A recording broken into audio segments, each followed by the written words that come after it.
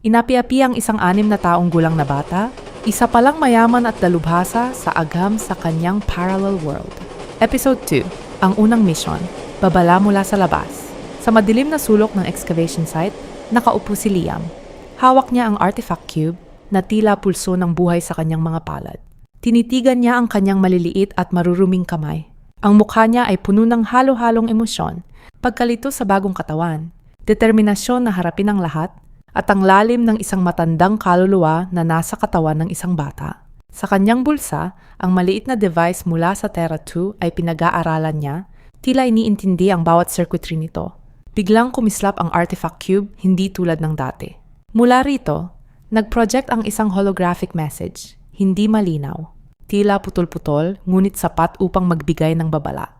Ito ay isang fragmented na mensahe mula sa Terra 3, isang mapa na nagpapakita ng lumalaganap na enerhiya, at isang boses na may pag-aalala, marahil si Professor Eldrin Vance o Kuya Gideon, na nagsasabing ang krisis ay paparating, mag-uugnay sa dalawang mundo, hanapin ang nexus. Ang mensahe ay naglaho, iniwan si Liam sa pag-iisip. Panganib, bulong ni Liam, kailangan niyang kumilos. Gamit ang kanyang talino, sinimulan niyang i-assess ang sitwasyon. Nakita niya ang isang sirang kable, ilang lumang tubo, at ang kanyang maliit na device. Kailangan niyang makalabas. Mabilis niyang ginamit ang mga kalat na materyales para gumawa ng isang improvised device, isang uri ng electronic jammer na kayang buksan ang automatic lock ng gate ng site. Sa gitna ng dilim, tahimik siyang kumilos, ang bawat hakbang ay kalkulado. Sa wakas, bumukas ang gate. Lumingon siya sa maalikabok at gumuho na excavation site. Isang huling tingin bago siya maglakad palayo, bit-bit ang artifact cube at ang device. Samantala, sa isang madilim at high-tech na laboratorio sa Terra 2, nakatayo si Lady Serafina Cross. Ang mga screen sa paligid niya ay nagpapakita ng mga data at energy trail na iniwan ni Dr. Alistair Thorne. Hawak niya ang isang kagamitan na kahawig ng artifact cube na tila ginagamit niya para subaybayan ang paglipat ng enerhiya.